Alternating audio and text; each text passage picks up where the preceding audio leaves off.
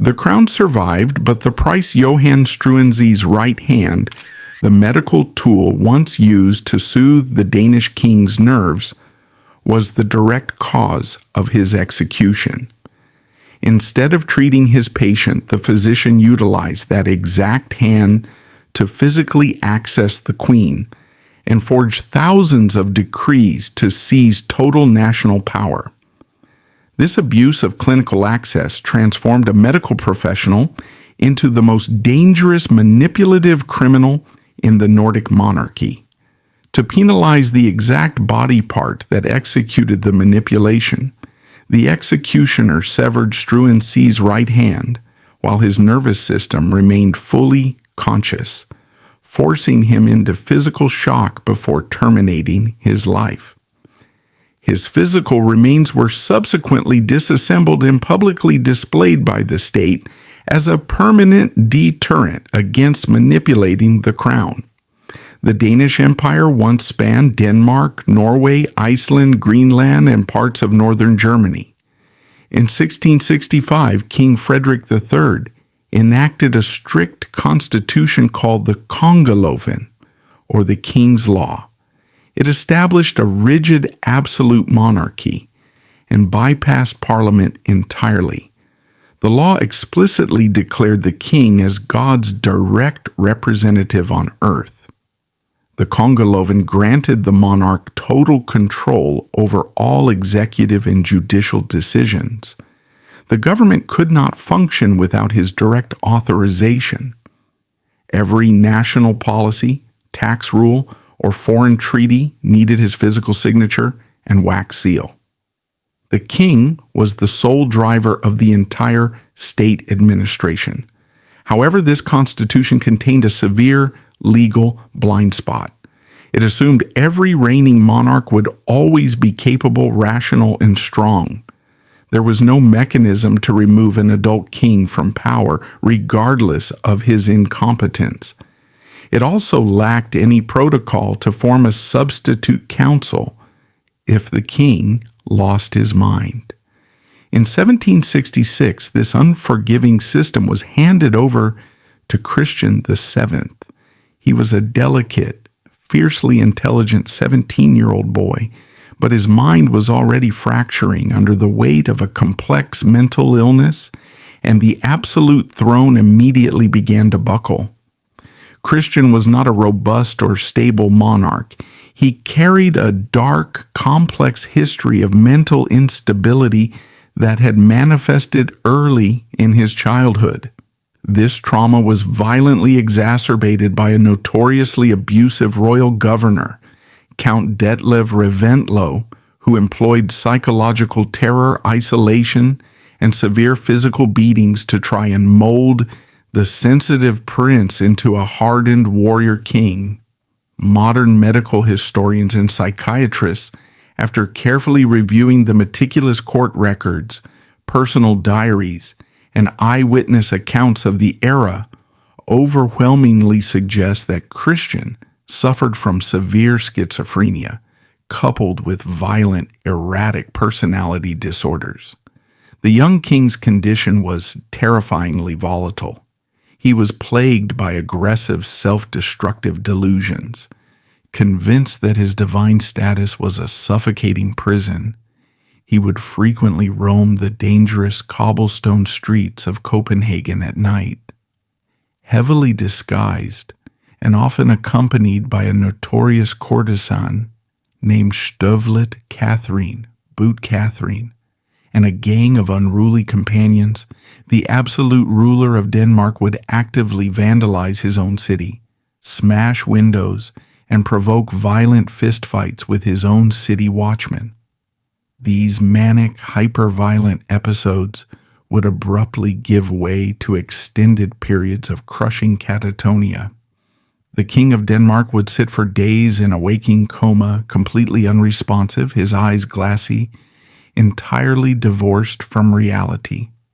He would experience terrifying hallucinations, muttering to invisible entities, believing his body was falling apart, or that his closest courtiers were literal demons sent to drag him to hell. Because the Kongeloven explicitly demanded the monarch's physical authorization for every state action, the government faced a constant administrative bottleneck. Traditional state councilors found themselves waiting weeks for a moment of clarity from the throne. Unsigned papers piled up, crucial diplomatic decisions were stalled, and a dangerous power vacuum materialized at the exact center of the royal court. The highly capable, deeply stressed Foreign Minister J.H.E. Bernstorff tried desperately to keep the country running, but was constantly stymied. Trapped in this suffocating, toxic environment of madness and political stagnation was the new queen, Caroline Mathilde. As the younger sister of Britain's King George III, her life had been dictated entirely by the cold calculus of geopolitics. She had been married off to Christian at the tender age of 15 in a purely diplomatic transaction designed to secure a lucrative naval and trade alliance between the British and Danish empires.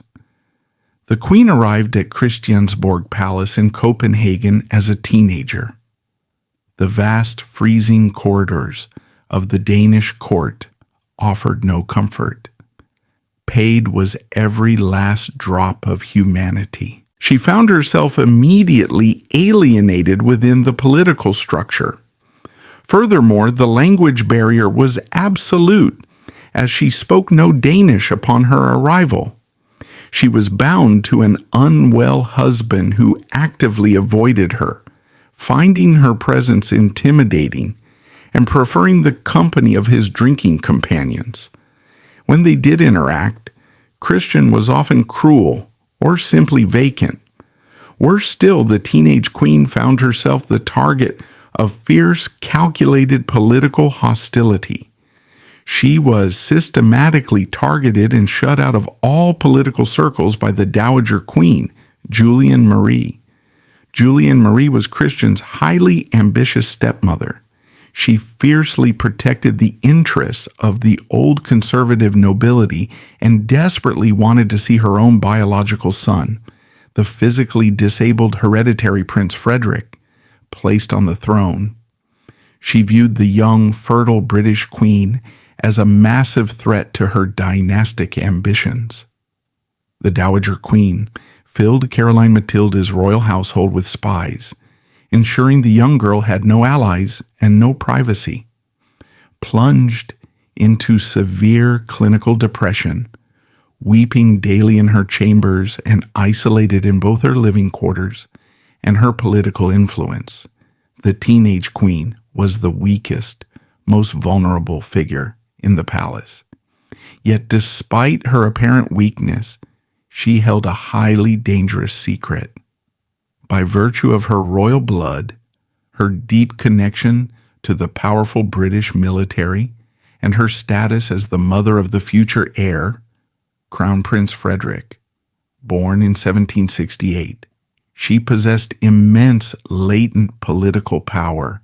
She was a loaded weapon, waiting to be wielded by anyone clever enough to gain her trust, cure her isolation, and direct her influence against the old guard. Far from the glittering, toxic dysfunction of the Danish court, Johann Friedrich Struensee was living a remarkably different life, forging the intellect that would soon tear the Danish establishment apart. Born on August 5th, 1737, in Halle an der Saale, in what is now Germany, he was the third of 6 children in a comfortably middle-class family. His father, Adam Struensee, was a highly educated, strict Pietist theologian who would later rise to the prominent position of Royal General Superintendent of Schleswig-Holstein. Raised by his father and his mother, Maria Dorothea Karl, young Johann was steeped in an environment that demanded rigorous intellectual discipline, moral seriousness, and, crucially, a baseline of religious tolerance and deep concern for the poor. However, Johann was not destined to inherit his father's pulpit. He was brilliant, wildly ambitious, and possessed a mind that demanded empirical proof over religious dogma. Enrolling at the prestigious University of Halle in 1752 at the exceptionally young age of 15, Struensee chose to study medicine, earning his doctorate by 1757. But it was the cultural and philosophical environment of the university that truly transformed him from a doctor into a revolutionary. Halle was a hotbed of new, dangerous ideas. The mid-18th century was the dawn of the age of Enlightenment, and Struensee fiercely embraced its radical, world-altering ideals. He abandoned the strict theology of his childhood and became an ardent, uncompromising champion of civil liberties, social reform, and human reason. He voraciously consumed the highly controversial, often banned works of French philosophers like Voltaire, Jean-Jacques Rousseau, and Claude Adrien Helvetius. Struensee developed a firm conviction regarding human suffering. He no longer viewed it as a divine punishment requiring passive endurance. Instead, he categorized it as a structural societal problem. More importantly, he believed it was a problem that could be solved. His proposed tools for this perfection were strict reliance on empirical science, accessible education, and systemic political reform. In 1758, the Struensee family relocated to Altona, a prosperous, cosmopolitan port city under Danish administration, located right next to Hamburg. Appointed as a public physician for the Pinneberg district and the vast estate of Count Rantzau, Struensee quickly distinguished himself as a medical renegade. With a fiercely rational mind, he openly and loudly rejected the conservative, often barbaric medical practices of the 18th century. While the traditional medical establishment was busy bleeding patients into unconsciousness with leeches or administering violent chemical purges to balance the humors, Struensee advocated for evidence-based practice. He demanded public hygiene, clean water, proper sanitation, and balanced nutrition. He closely studied the devastating effects of poverty, cramped housing, and poor working conditions on the health of the lower classes. He even launched a highly successful intellectual magazine, Zum Nutzen und Vergnügen, for benefit and enjoyment, using the printing press to broadcast his progressive social theories, medical advice, and philosophical critiques to the educated elite. His undeniable medical success in treating the poor, combined with his sharp wit, handsome features, and highly charismatic intellect, allowed him to easily infiltrate elite aristocratic circles. He forged crucial, intimate connections with prominent Danish nobles who maintained large estates near Altona, specifically Count Schack, Karl Rantzau, and Enevold Brandt. These men were wealthy, bored, and cynical aristocrats who viewed the brilliant, slightly arrogant young German doctor as an amusing intellectual companion. They engaged in long, wine-soaked philosophical debates with him about the nature of power and society, entirely unaware that they were serving as his stepping stones directly into the royal court of Denmark. They were opening the door for the very man who would soon use the absolute power of the king to attempt to destroy their entire social class. The stage was set.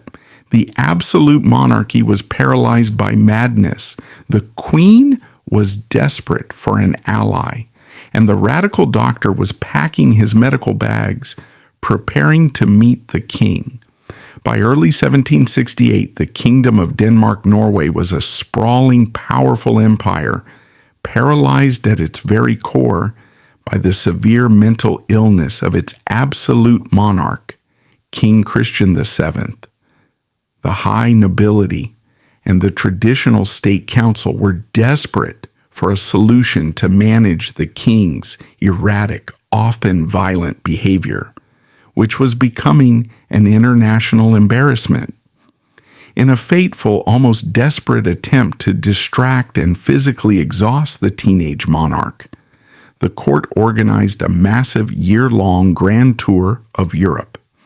It was during the frantic preparations for this monumental diplomatic journey that the path of the mad king collided with the brilliant, progressive mind of a middle-class doctor from Altona, Johann Friedrich Struensee. To understand the profound, immediate impact Struensee had on King Christian VII, one must first confront the barbaric reality of psychiatric medicine in the 18th century.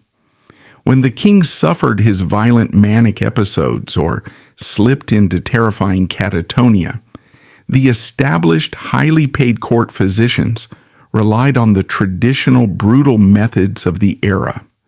The medical establishment viewed madness not as a disease of the brain, but as an imbalance of the bodily humors, or, more darkly, as a fundamental failure of moral and spiritual discipline.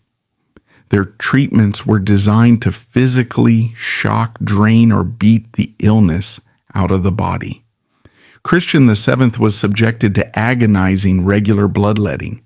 Doctors used leeches or sharp lancets to drain significant amounts of his blood, theorizing it would calm his heated blood, but in reality, leaving him perpetually weak, dizzy, and anemic. He was forced to ingest violent chemical purgatives and emetics to induce uncontrollable vomiting and diarrhea. When his deep paranoia manifested in physical outbursts, the traditional doctors resorted to physical restraints. The absolute ruler of the Danish Empire, God's representative on earth, was frequently bound to his bed with leather straps. There are even historical suggestions that the doctors authorized physical beatings to force the king's compliance during his manic phases. The king was not being treated. He was being systematically tortured by men who fundamentally did not understand his mind. He lived in a state of constant, suffocating terror, terrified of his own dark hallucinations, and terrified of the medical men employed to cure him. In May 1768, the massive royal entourage prepared to depart for Germany, the Netherlands, England, and France. Because the king's primary physician was simply too elderly and frail to endure the grueling, relentless travel schedule, the court desperately needed a competent, younger doctor to accompany the royal train. Count Jacques Karl Rantzau, recognizing a golden opportunity to elevate his intellectual friend into the highest spheres of influence, aggressively recommended Johann Struensee for the position of traveling physician in ordinary. At 31 years old, Struensee accepted the post. He packed his medical bags, leaving behind his provincial clinic in Altona, and stepped into the claustrophobic, highly paranoid inner circle of the Danish king. Almost immediately upon joining the tour, Struensee recognized that the traditional medical approach was fundamentally destroying the monarch. Viewing the king not as a divine, infallible ruler nor as a demonic madman, but simply as a deeply traumatized, highly sensitive, and terrified patient, Struensee took a radically different, almost unprecedented approach. He utilized what we would now recognize as early intuitive psychological intervention. Struensee immediately ordered a strict halt to the bloodletting and the violent chemical purges. He forbade the use of physical restraints. Most importantly, he provided something King Christian had been denied his entire life: unconditional, non-judgmental human empathy. When the king suffered his delusions, Struensee did not mock him, sedate him, or order him beaten. He simply sat with him in the darkened carriages as they rolled across the European countryside. He listened to the king's paranoid ramblings without reacting with fear or anger. He spoke to Christian as an intellectual equal, engaging him in calm, rational discussions about literature, philosophy, and the Enlightenment ideals he so fiercely believed in. The change in the king's behavior was immediate, visible, and staggering to the rest of the court. Christian VII, a young man who had been starved for basic human decency and intellectually isolated by his illness, blossomed under Struensee's quiet, rational care. During the tour, Christian actually managed to perform his royal duties with surprising competence. In London and Paris, he attended grand state dinners, conversed eloquently with foreign dignitaries, including King George III of Britain, his brother-in-law, and briefly charmed the European intellectual elite, successfully masking the severity of his illness. The Danish courtiers accompanying them were astounded. They believed Struensee was a miracle worker. However, beneath the surface of this successful tour, a highly dangerous psychological dynamic was rapidly forming. Christian VII developed an intense, almost absolute biological and psychological dependence on his new doctor. Struensee had seamlessly transitioned from a medical healer to the king's primary psychological buffer against a terrifying world. Struensee became the lens through which the Mad King viewed reality. If Struensee said a room was safe, the king believed it.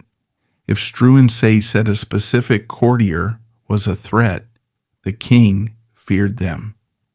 When the royal entourage finally returned to the freezing winter of Copenhagen in January 1769, the power dynamic of the Danish court had fundamentally shifted. Struensee did not return to his clinic in Altona. He walked directly into the innermost, heavily guarded sanctums of Christiansborg Palace, remaining firmly by the king's side.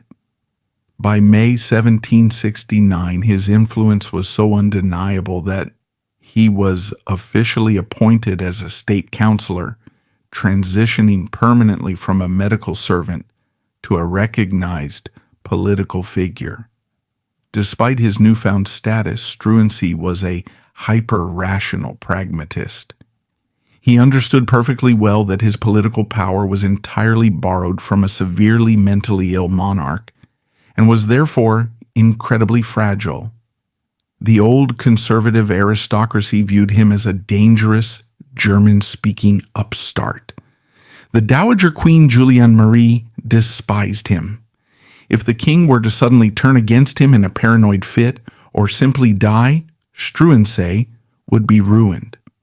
To survive in the vicious viper's nest of the Danish court, he needed an impenetrable shield.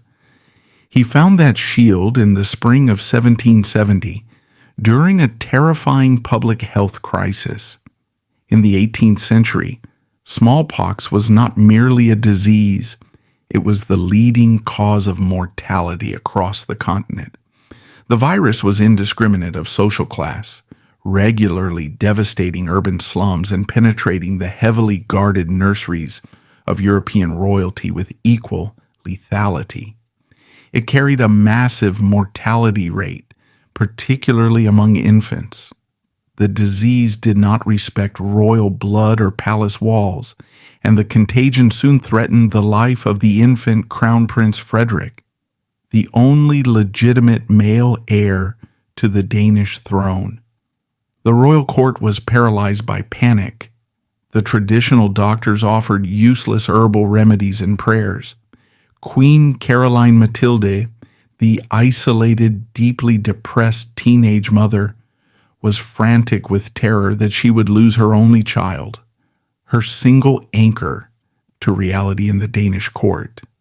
Struensee stepped forward, relying not on tradition or prayer, but on empirical science. He proposed utilizing a rudimentary, highly controversial, and physically dangerous form of inoculation known as variolation.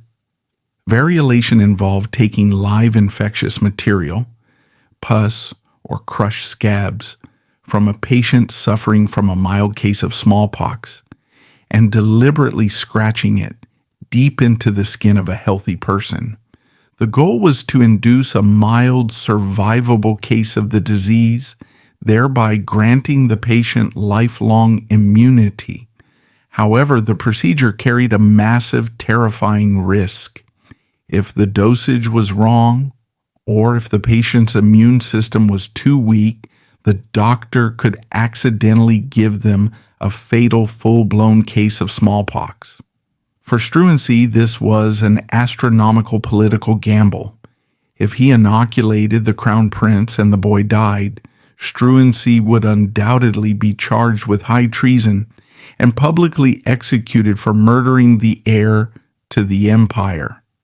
Struensee convinced the desperate, weeping queen to authorize the procedure. He performed the inoculation on the royal infant. For several agonizing days, the court watched the child closely, holding its collective breath. The boy developed a mild fever and a few pustules, but he rapidly recovered. The crown prince was immune. Struensee had saved the royal bloodline. Queen Caroline Matilda's reaction was profound and life-altering. For years, she had been a discarded, isolated teenager, bullied relentlessly by the Dowager Queen and alienated by her mad husband.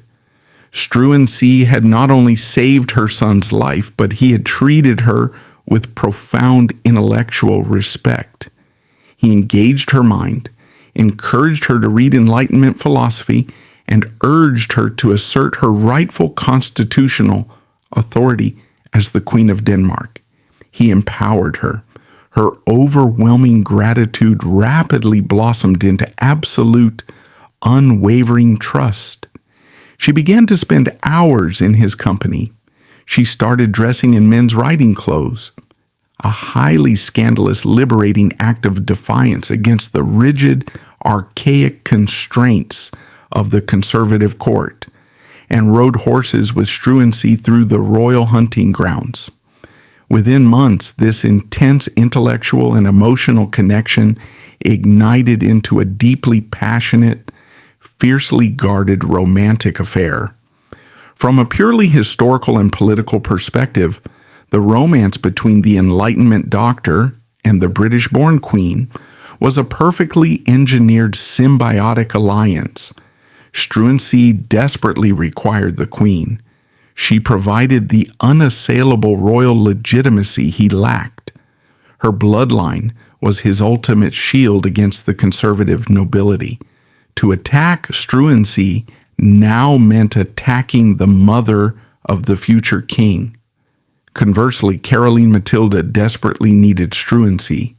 She required his formidable intellect, his iron will, and his political courage to help her reclaim her agency and destroy the rivals who had tormented her, particularly the hostile faction led by the Dowager Queen.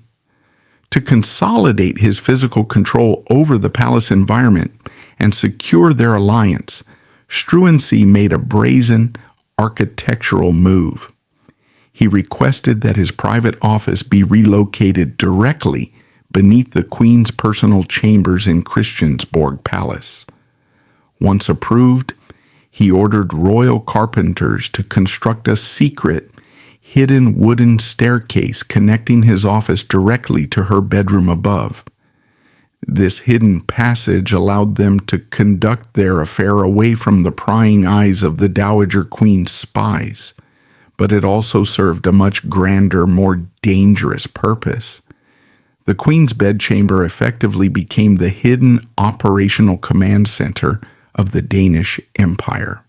By the summer of 1770, Johann Friedrich Struensee had successfully infiltrated the highest echelons of the Danish Empire. He had secured the absolute loyalty of Queen Caroline Matilda, transforming her from an isolated, depressed teenager into a passionate, empowered co-conspirator. He had installed his ruthless ally, Enevold Brandt, as the ultimate warden of King Christian VII, ensuring the severely mentally ill monarch was kept pacified, distracted, and entirely isolated from the traditional aristocracy. The physical environment of Christiansborg Palace was entirely under their control. But physical control was not enough. The Kingdom of Denmark-Norway was an absolute monarchy governed by the rigid statutes of the Kongeloven, the king's law. Every reform Struensee dreamed of, every Enlightenment ideal he wished to impose upon the archaic Danish state, required the physical signature of the king. Struensee now faced a monumental logistical and political hurdle. How does one legally govern an empire through a monarch who is frequently trapped in catatonic, hallucinatory states? The answer was a silent, incredibly dangerous, bureaucratic revolution conducted entirely in the shadows of the royal bedchamber. The old guard of the Danish aristocracy, sitting on the traditional state council, relied on the king's illness to maintain the status quo. When the king was incapacitated, legislation simply stalled. Struensee, however, weaponized the monarch's vulnerability, exploiting the long hours when King Christian VII was trapped in his severe catatonic phases, staring blankly at the walls, completely unresponsive to the outside world. Struensee would enter the royal apartments. The brilliant doctor who had sworn to heal the young man, now engaged in an act of breathtaking, treasonous manipulation. Struensee would sit beside the silent, trembling monarch. He would speak softly to him, providing the psychological reassurance the king so desperately craved. Then Struensee would place a freshly inked quill into the king's unresisting hand. With his own firm grip, Struensee would physically guide the king's fingers across the parchment, forcing the monarch to sign deeply subversive legal documents and royal decrees that Struensee had drafted the night before in his secret office beneath the queen's chambers. To the outside world, these documents bore the sacred, infallible signature of God's anointed representative. In reality, they were the decrees of a middle-class German doctor imposing his will upon the state. Struensee knew that his position was highly precarious. As long as the traditional power structures existed, specifically the state council and the powerful entrenched ministers, he could be overthrown the moment they gained access to the king. He decided to strike first, executing a systematic, ruthless decapitation of the aristocratic elite. His first major target was the most capable and respected man in the Danish government, Count Johann Hartwig Ernst von Bernstorff, the Minister of Foreign Affairs. Bernstorff was a seasoned, highly intelligent diplomat who had successfully navigated Denmark through the treacherous geopolitical waters of the 7 Years' War. He was the anchor of the old regime, and he viewed Struensee with deep, warranted suspicion. In September 1770, Struensee presented the king with a decree demanding Bernstorff's immediate dismissal. Using his psychological hold over Christian, or perhaps physically guiding his hand, the signature was secured. The dismissal of Bernstorff sent a terrifying shockwave through the palaces of Europe and the estates of the Danish nobility. Bernstorff was not given a trial. He was not allowed an audience with the king to defend himself. He was simply handed a piece of paper ordering him to surrender his seals of office and leave the capital. By removing the most unassailable figure in the government without a shred of due process, Struensee sent a chilling message to the rest of the aristocracy. Absolutely no one was safe. With Bernstorff gone, Struensee accelerated his purge. By December 1770, he targeted the ultimate bastion of noble privilege, the State Council itself. For generations, the State Council had advised the king and managed the daily affairs of the empire. Struensee drafted a royal decree that indefinitely suspended the entire council. In the span of just a few months, Struensee had completely erased the central nervous system of the Danish aristocracy. The traditional lords, ministers, and advisors were locked out of the palace, stripped of their executive power, and replaced by specialized, highly efficient bureaucratic departments answering only to the king, which in reality meant answering only to Struensee. Despite his success in clearing the political board, the daily reality of Struensee's power remained physically exhausting and incredibly risky. Continually relying on the king's unpredictable moods or waiting for a catatonic state to physically forge the royal signature was a severe bottleneck to his grand Enlightenment ambitions. Furthermore, the constant manipulation of the monarch left an undeniable paper trail of increasingly erratic signatures. Struensee required a permanent, constitutional bypass. He needed a way to legally amputate the physical body of the king from the machinery of the state. The climax of this silent bureaucratic revolution occurred on July 14, 1771. On this day, Struensee drafted the most audacious legal document of his entire career. It was a supreme royal decree that officially promoted Johann Friedrich Struensee to a newly created unprecedented position, Geheime Kabinettsminister or Privy Cabinet Minister. This was not a standard ministerial promotion. The wording of this specific decree contained a terrifying absolute transfer of power.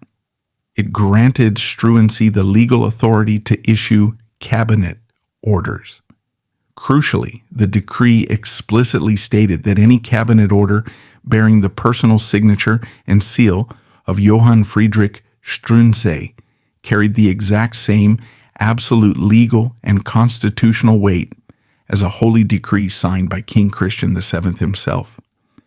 With a single stroke of a pen likely guided by Struensee's own hand, the absolute monarchy of Denmark-Norway ceased to function as designed. The Kongeloven had been hacked. Struensee had essentially created a legal clone of the king's absolute power and transferred it entirely to himself. He no longer needed to manipulate a trembling boy in a darkened bedroom. He had completed a total bloodless usurpation of an empire.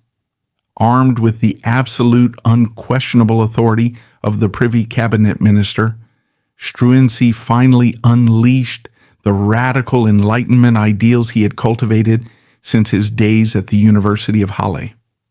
Over the next 16 months, ruling entirely from the shadows of his private office, rarely speaking in public, and heavily shielded by the Queen and Enevold Brand, Struensee unleashed a relentless, staggering torrent of reform. He was working at a manic, almost obsessive pace, sleeping only a few hours a night. During his brief tenure, he issued exactly 1,069 cabinet orders. This amounted to passing several massive paradigm-shifting laws every single day. Johann Struensee implemented sweeping reforms to modernize Denmark. He immediately banned the use of state-sanctioned torture during interrogations. This was a significant change in an era when such methods were common across Europe. Shortly after, he established total freedom of the press. Denmark became the first nation globally to abolish all state censorship. He also worked to create a fairer and more equal justice system. Struensee made it a crime for wealthy aristocrats to bribe judges. He then removed the tax exemptions traditionally held by the nobility. Furthermore, he reformed the oppressive labor system. He legally limited the amount of unpaid work that lords could demand from peasant farmers.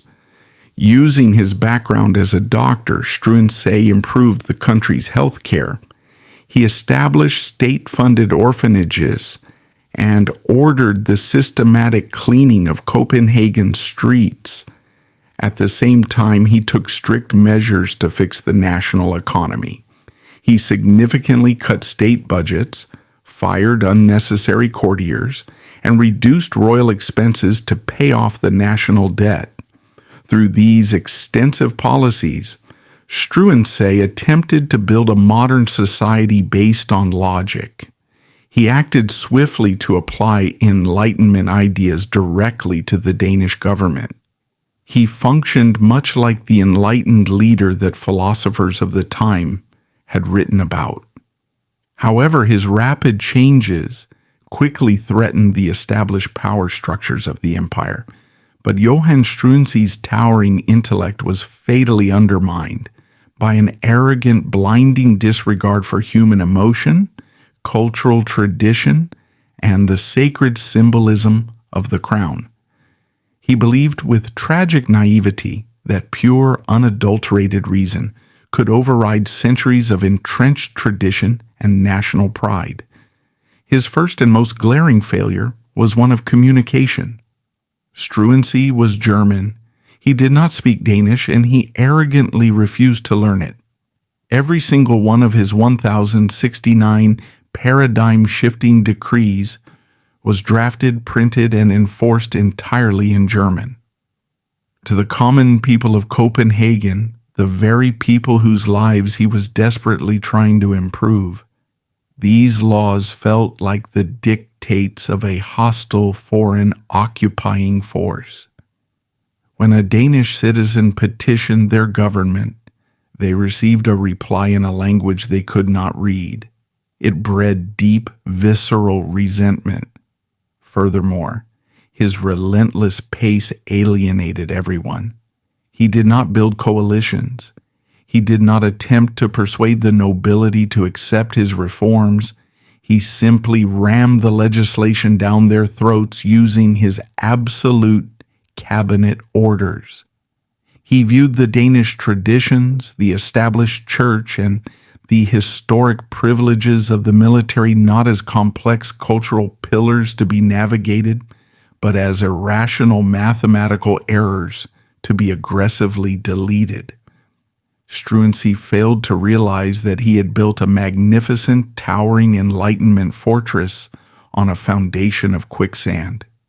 He was sustained only by the fragile affection of a teenage queen and the stolen signature of a mad king.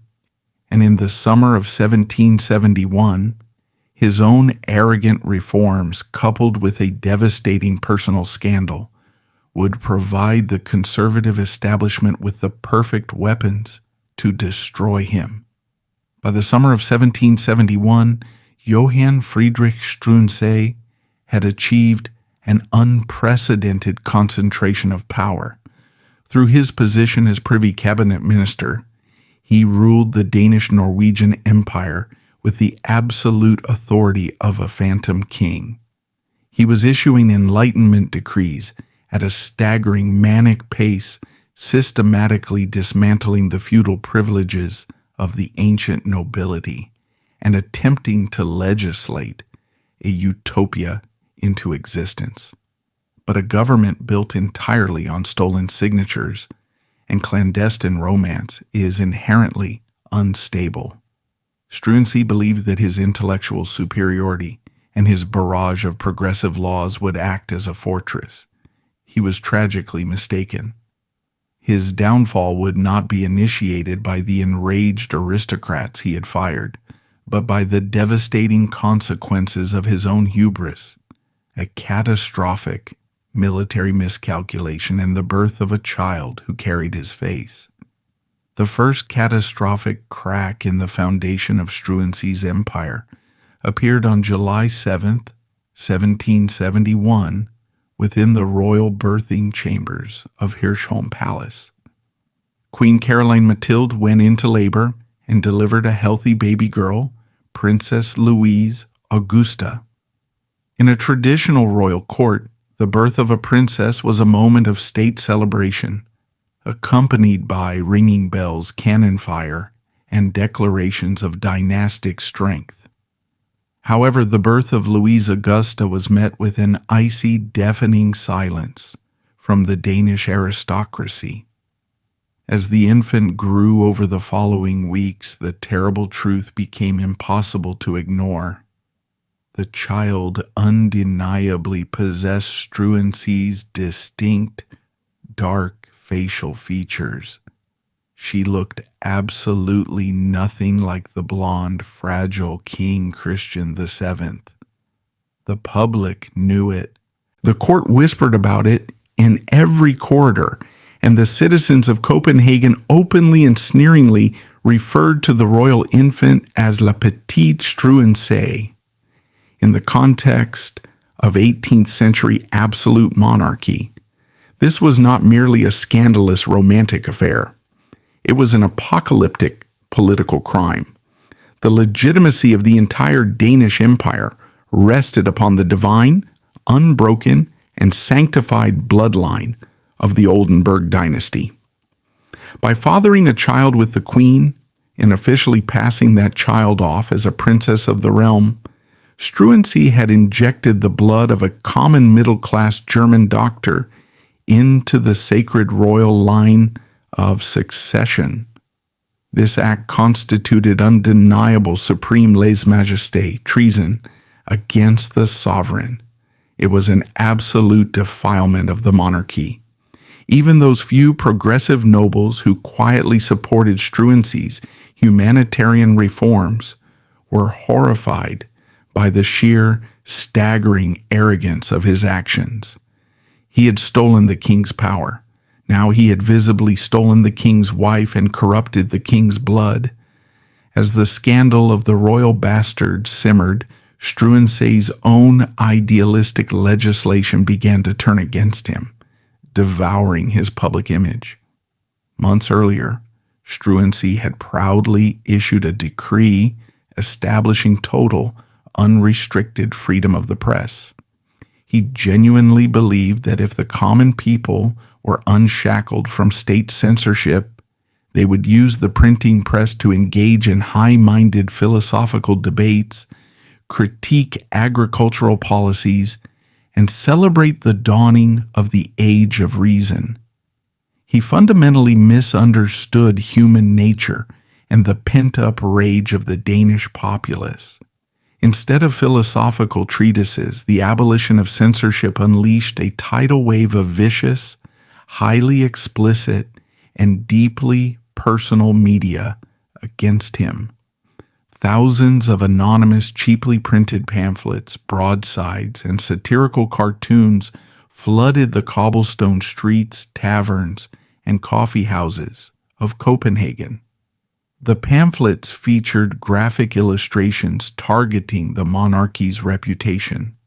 They depicted King Christian VII as an impotent figurehead. Queen Caroline Mathilde was portrayed as an adulteress, prioritizing a foreign liaison over her national duties. Struensee himself was caricatured not as a reformer, but as an opportunistic foreign agent who had bypassed the traditional government to plunder the royal treasury. Because Struensee stubbornly refused to repeal his press freedom law, the attacks continued unabated. The throne was completely demystified and humiliated in the eyes of the public. The aura of divine majesty that usually protected the monarchy had been dragged through the mud. When Struensee eventually tried to issue a decree mildly curbing the press out of desperation, it was too late. The people of Denmark no longer viewed him as a reformer. They viewed him as a national parasite. Despite the swirling scandals, Struensee remained obsessively focused on his paperwork. He was determined to balance the massive national debt accrued by previous kings. He viewed the state strictly through the lens of a rational accountant. If an institution was not providing immediate, measurable utility, it had to be dismantled to save money. In late 1771, he turned his cold, rational gaze toward the Danish military. Struensee possessed absolutely no military experience. He fundamentally did not understand the deep-seated culture of honor, tradition, and physical pride that defined the armed forces. Looking at the state ledger, he saw that the prestigious Royal Guard, an elite, highly trained infantry and cavalry regiment, whose sole historic duty was the physical protection of the king, was consuming a massive portion of the state budget. To Struensee, heavily armed men standing around a palace during peacetime were a glaring inefficiency. Without consulting any military commanders, Struensee drafted a cabinet order demanding the immediate disbandment of the Royal Guard. The soldiers were ordered to turn in their pristine uniforms, surrender their elite status, and be absorbed into the regular, lower-tier army regiments. To the soldiers of the Royal Guard, this was not a budgetary adjustment. It was a profound, unforgivable insult to their honor, their history, and their sworn oath to the monarch. Struensee's bureaucratic arrogance provoked an immediate, violent reaction. On Christmas Eve of 1771, the crisis exploded. Furious at their disbandment, hundreds of heavily armed, battle-hardened soldiers of the Royal Guard refused their orders. They mutinied. Forming up in their ranks, the soldiers marched aggressively through the freezing streets of Copenhagen, heading directly for Christiansborg Palace. They were demanding to see their king, and they were demanding the head of the German doctor who had insulted them. Inside the palace, panic erupted.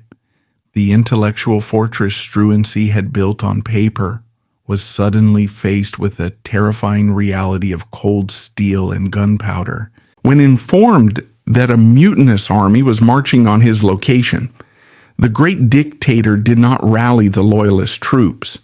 He did not step out onto the balcony to assert his supreme authority. Johann Struensee, the man who held the absolute power of an empire, suffered a total psychological collapse.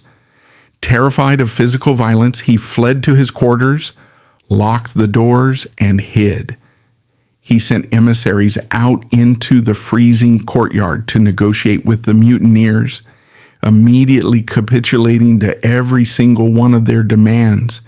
He promised them their pay, their status, and whatever else they wanted, just to make them go away. The soldiers eventually dispersed, but the damage was irreversible. To the conservative aristocratic opposition, who had been watching the events unfold from the shadows, this moment of cowardice was the ultimate revelation. The dictator was a paper tiger.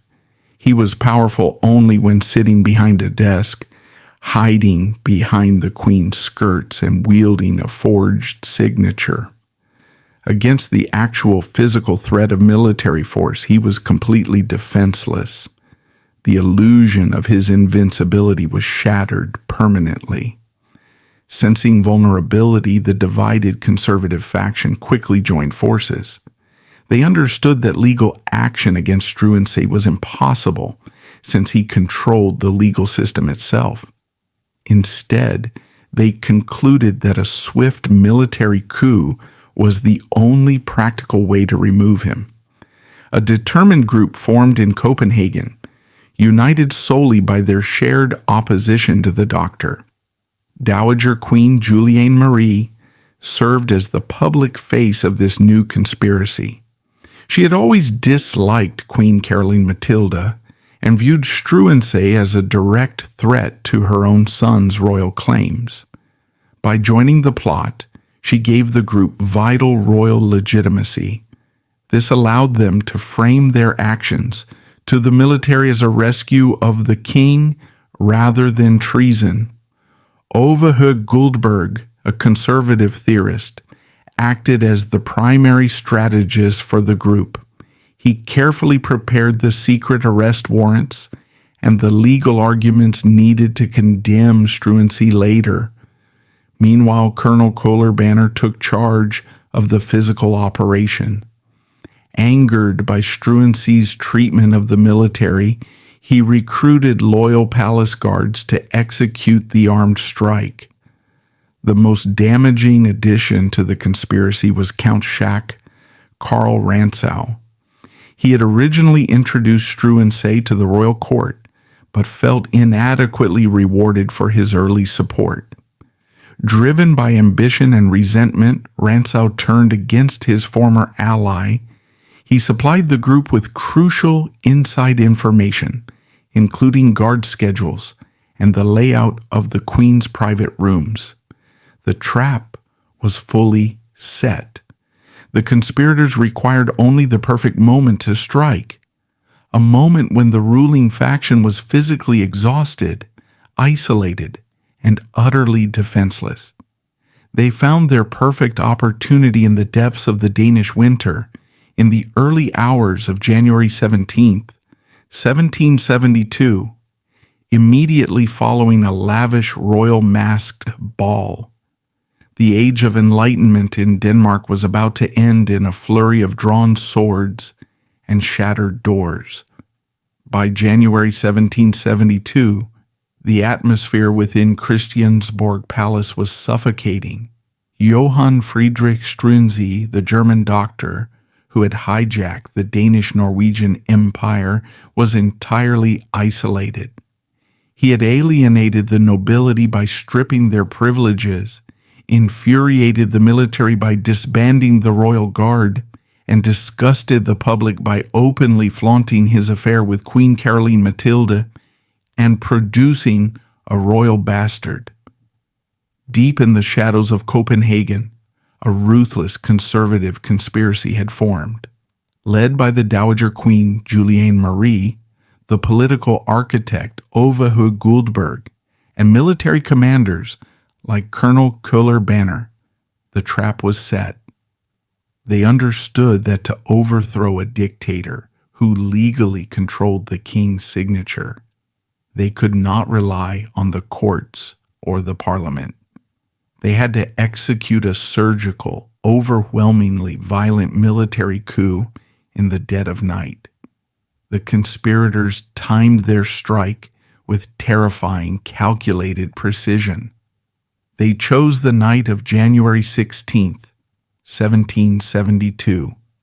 On this evening, the royal court was hosting a lavish masked ball at the court theater. Hundreds of aristocrats danced under the glow of thousands of wax candles. Struensee and Queen Caroline Matilda were the center of attention, entirely unaware that the very guards stationed at the doors of the theater had already secretly sworn loyalty to the Dowager Queen. Count Schack Karl Rantzau, Struensee's former patron, who had betrayed him to the conspirators, was also at the ball. He moved quietly through the crowd, making polite conversation with the doctor, while simultaneously confirming the physical locations of the targets and ensuring the palace escape routes were locked. The strategy of the coup was brilliant in its psychological simplicity. The conspirators waited until 4 a.m. on the morning of January 17th. By this hour, the masked ball had concluded. The ruling faction, including Struensee, the Queen, and the royal warden, Enevold Brandt, were physically drained, heavily inebriated from hours of drinking, and trapped in their deepest, most vulnerable cycle of sleep. In total silence, the heavy iron gates of Copenhagen were locked from the inside to prevent any loyalist regiments from entering the city. The regular palace guards patrolling the corridors of Christiansborg were quietly relieved and replaced by heavily armed, hand-picked troops, fiercely loyal to Colonel Köhler Banner. The palace was completely secured. The trap had sprung. To make the overthrow legally binding and avoid plunging the empire into a bloody civil war, the conspirators desperately needed one thing: the physical signature of King Christian VII. They needed the monarch to authorize the arrests. The Dowager Queen Juliane Marie and Ove Høj Guldberg stormed into the king's private bedchamber, holding a candle and accompanied by armed soldiers. They jolted the severely mentally ill monarch awake in the freezing dead of night.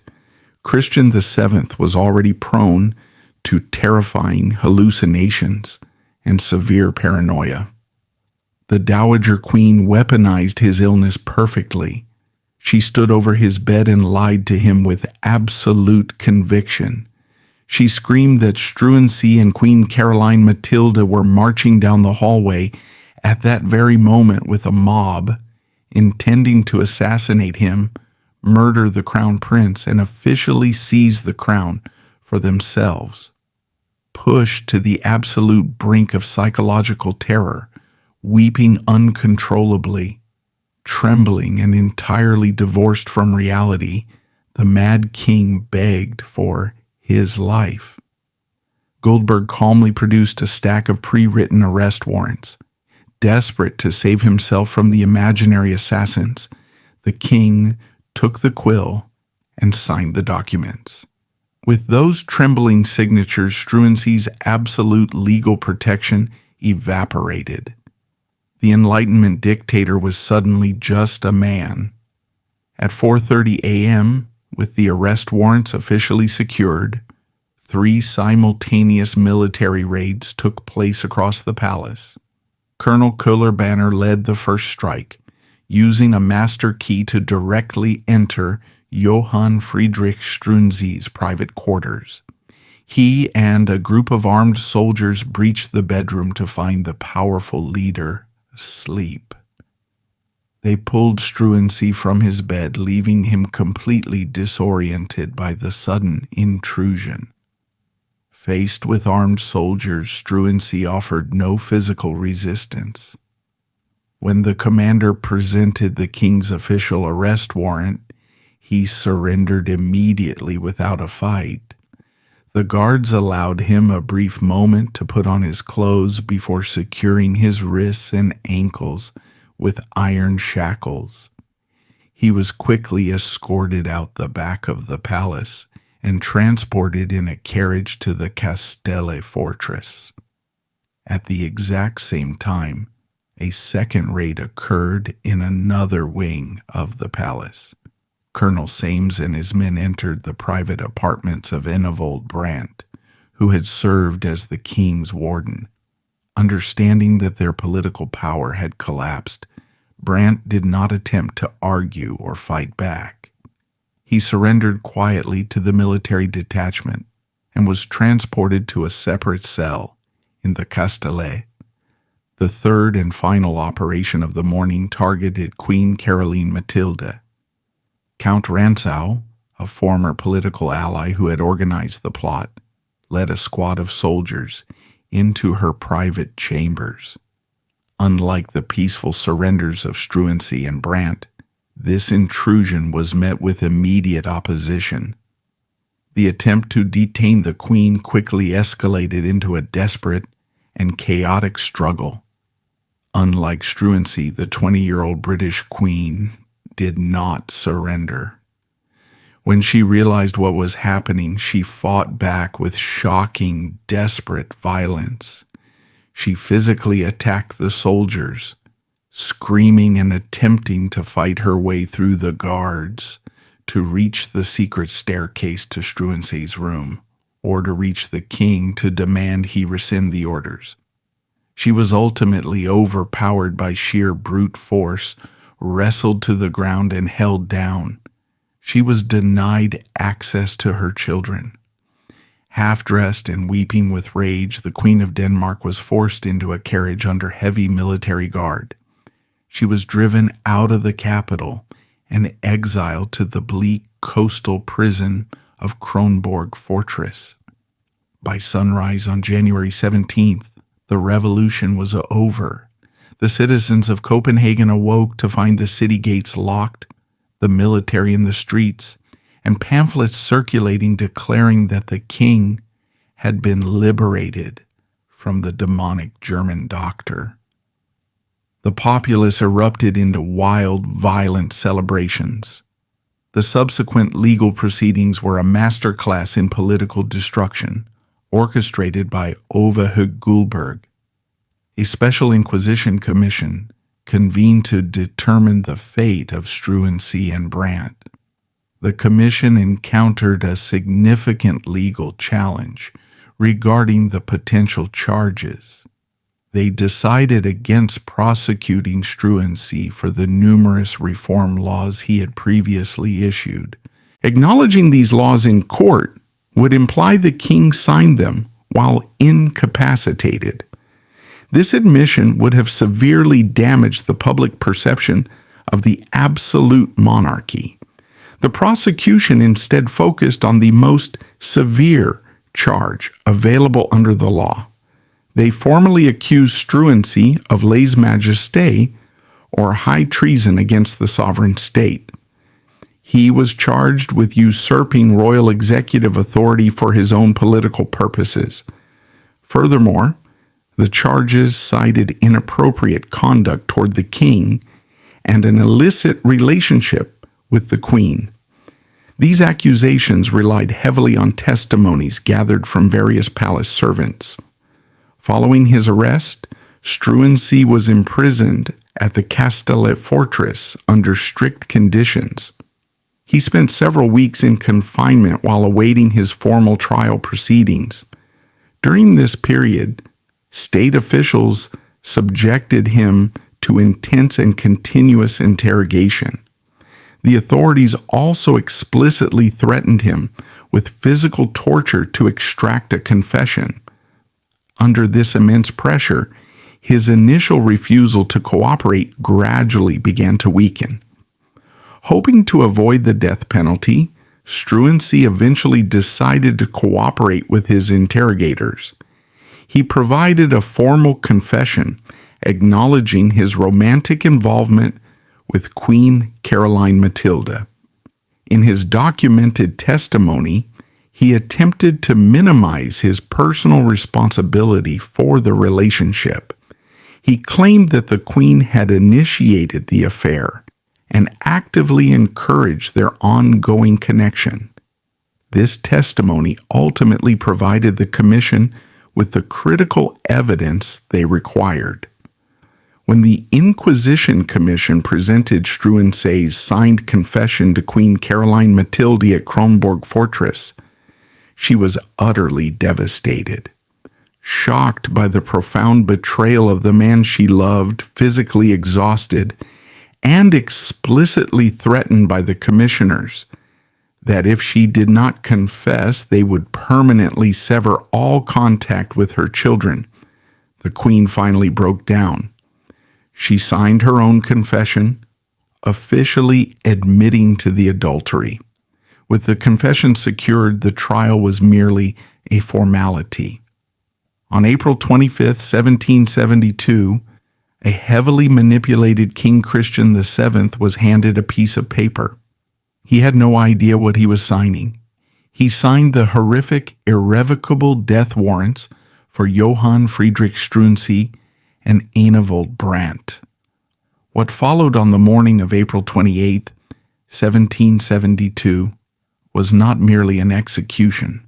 It was a meticulously designed, gruesome performance of state violence, engineered by the conservative establishment to physically annihilate a symbol of rebellion and cleanse the defiled throne in blood. At the Osterfeld execution square just outside the city gates, an imposing 8-meter-high wooden scaffold had been erected.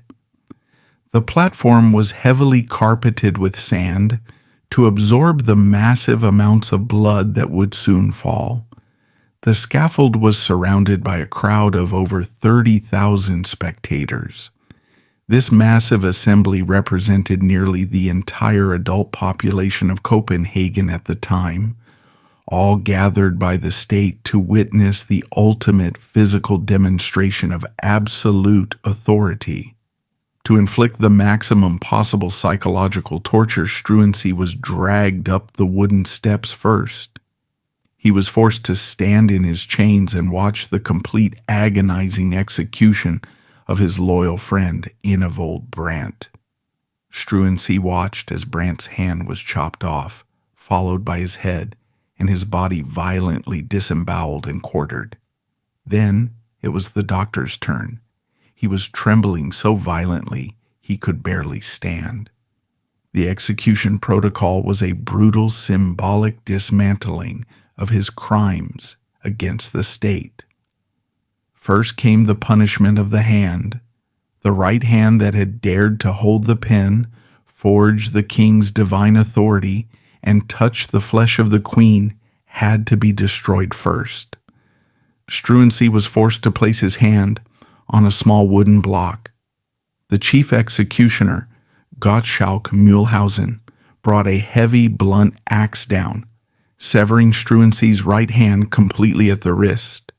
The doctor, entirely conscious and hyper-aware of human anatomy, went into violent, thrashing convulsions, screaming uncontrollably from the catastrophic arterial shock and unimaginable pain. Second came the beheading. Because of his violent, involuntary thrashing from the pain of his severed limb, Struensee's neck shifted on the main block. Mühlhausen, perhaps nervous under the gaze of 30,000 people, swung the massive axe. The first blow missed its mark entirely, burying the heavy iron blade deep into Struensee's shoulder and upper back. The crowd gasped. Struensee shrieked in agony. It took 2 to 3 more agonizing hacking blows into the doctor's spine and neck before the head was finally messily separated from the body. Third was the disembowelment. The state deliberately denied the Enlightenment philosopher any religious right to rest or the Christian promise of bodily resurrection. The headless, handless torso was immediately flipped over on the blood-soaked sand. The executioner sliced the abdomen open. His internal organs were violently pulled from the chest cavity and casually tossed into a wooden bucket. The remaining hollowed-out carcass was then hacked into 4 separate bloody quarters. Finally, the gibbeting. The butcher's work was loaded onto a cart and driven to the public execution grounds at Westerfeld. There, the 4 bodily quarters were strapped to large braking wheels mounted atop tall wooden poles. Struensee's severed head was impaled on a sharp iron spike in the center of the gruesome display. His severed right hand nailed to the wood just below it. His remains were deliberately left exposed to the brutal coastal elements, rotting away for years, picked clean by crows, seagulls, and maggots. It was a ghastly, unforgettable visual monument, meant to brand a single terrifying truth into the minds of the people: the absolute, untouchable sanctity of the Danish throne. The brutal dismemberment of Johann Struensee closed the darkest, most dramatic chapter of 18th century Danish history, but its political and emotional shockwaves reshaped the continent forever.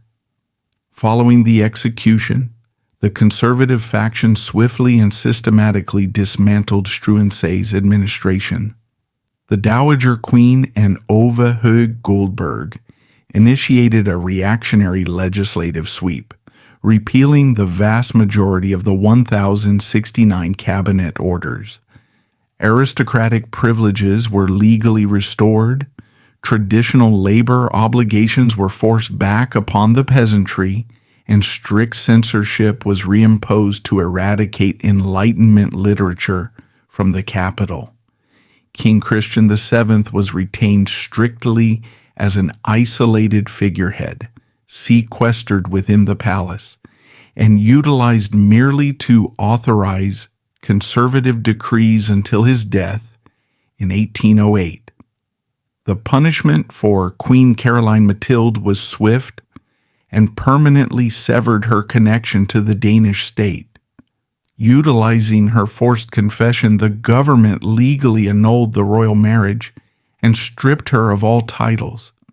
A military intervention by the British Royal Navy was narrowly avoided, resulting in her immediate banishment. She was permanently exiled to Chell Castle in Hanover, expressly forbidden from ever seeing her two young children again.